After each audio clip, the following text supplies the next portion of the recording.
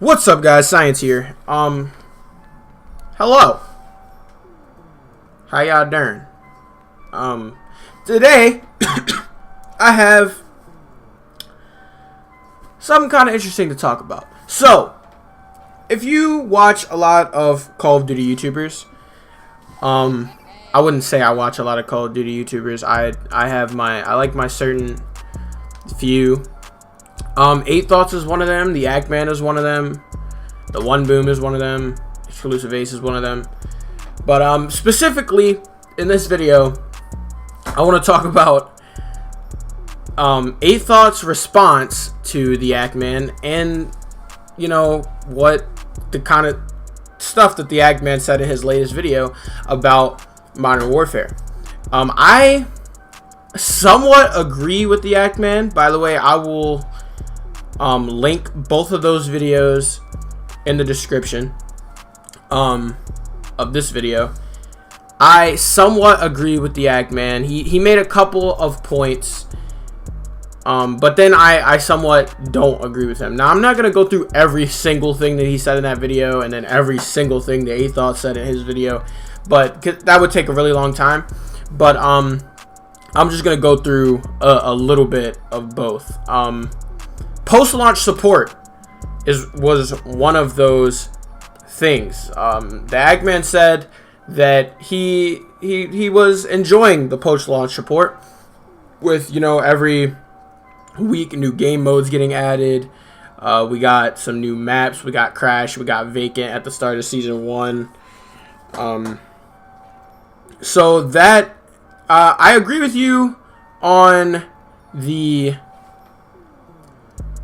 point of the game modes. I do like the game modes, even if some of the game modes that get added in as new game modes I don't really enjoy that much.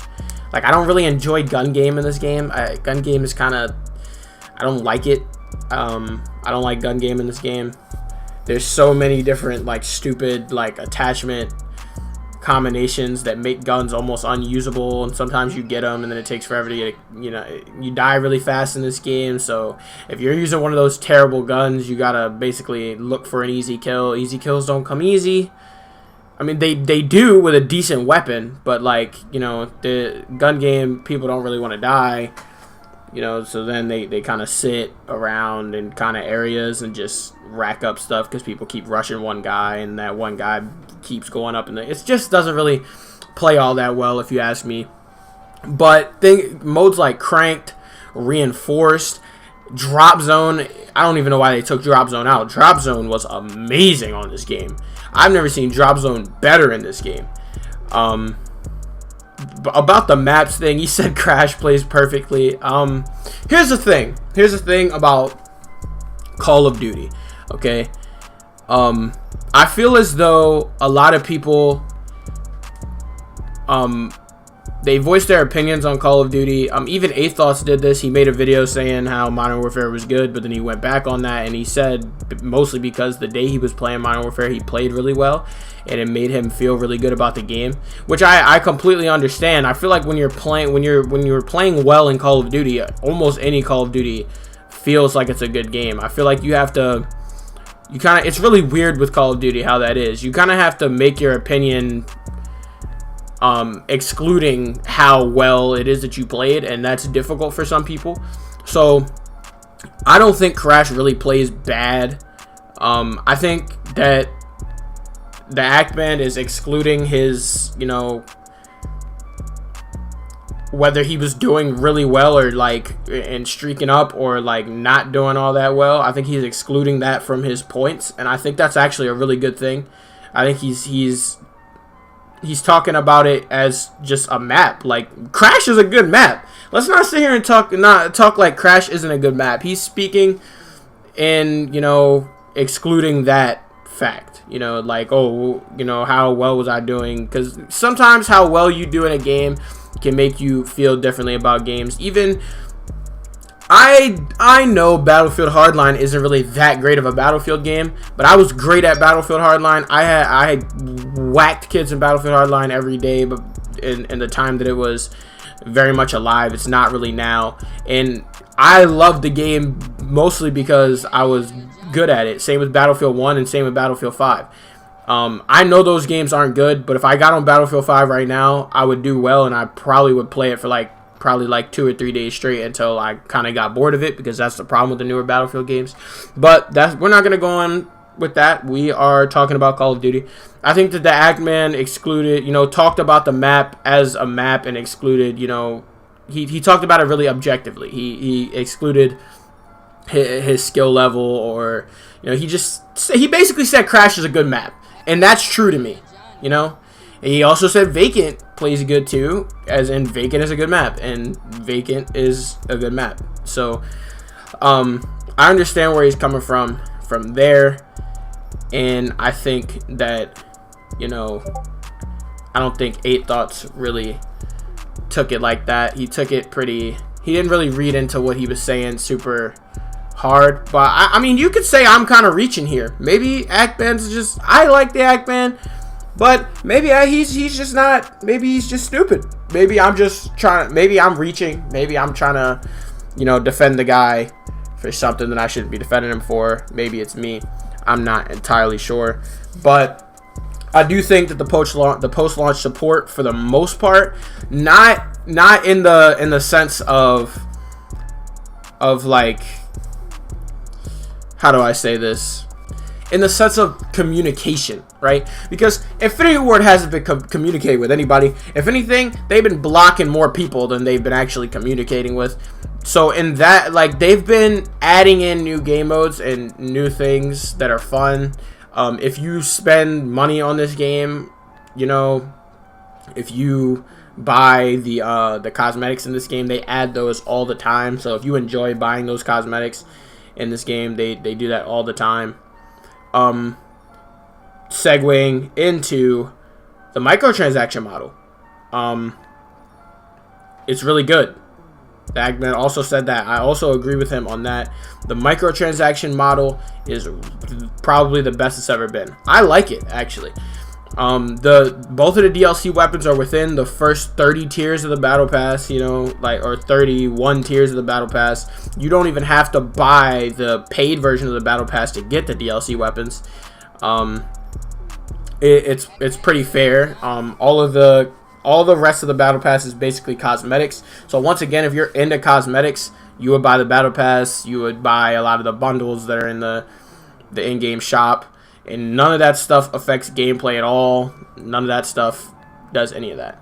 So I feel like a lot of people are bashing Modern Warfare for things that they don't like about it, like the maps and the communication with the developers, but nobody's really praising Modern Warfare for some of the things that they're doing well. And I think that the Act-Man did a good job of that, picking out the things that Infinity Ward has been doing well, like post-launch support and the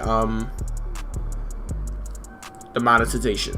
I think that he did a good job of pointing those things out and shedding some positivity on Modern Warfare. I feel like there's so much negativity with this game, and I'm not saying baby the devs. If the game's trash, it's trash, right? But I feel like what happens is people don't hate on it for their own reasons. They're kind of sheep. I feel as though you shouldn't be this sheep that's just following other. Oh, so you watch a YouTube video of a specific YouTuber and you completely agree with everything that one person says. If you're watching this video, I would like for you to disagree with me when I say things about Modern Warfare or any game at that. I like when people disagree. I like when people take their own viewpoints on certain things, and I feel like it becomes like it's a generational thing, right? This generation, it's just people don't do that. Hating something, the whole cancel culture thing is a real thing, and once a large group of people start hating on something, it becomes like the cool thing to do. And I think that the Act-Man did a decent job of shedding light on some positive things that Infinity Ward have done for this game, and I think basically everybody else is doing a really good job, shedding light on the negative things. So, you know, I'm not saying everything needs to be all positive, all happy-go-lucky, because the game will never get better like that. But I do think that praise should be given where it is due, same as, you know, slander and negativity should be given where it is due.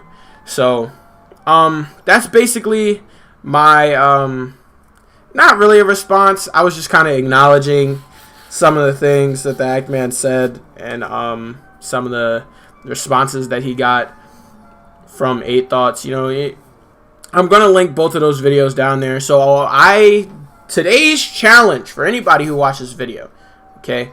I want you to go to both of those videos. I want you to find something that you disagree with on both sides. Find something that you disagree that's good about the game. Find something that you disagree that's bad about the game. And, you know, today I want somebody to develop their own viewpoint on Call of Duty Modern Warfare, or a subject at that, because I feel as though that is the problem in the Call of Duty community as well as the gaming community as a whole. People are not very good at developing their own thoughts and their own ideals and stances on problems in the communities that they are in. So I challenge you to find something you disagree with in both Ackman's video and 8 Thoughts video, and take your own stance on Call of Duty Modern Warfare, your own unique stance on the game. Whether it's bad or good, I don't care, but it's yours. It's your viewpoint.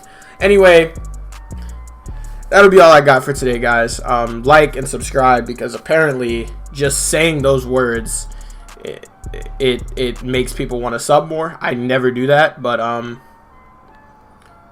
apparently people forget about subs and sub buttons and like buttons. So that's all I got for today. Darwin Project is 2 days away from full release, so if you guys want a video on that, I'll do a video on that. I'm super excited for that game. Peace out.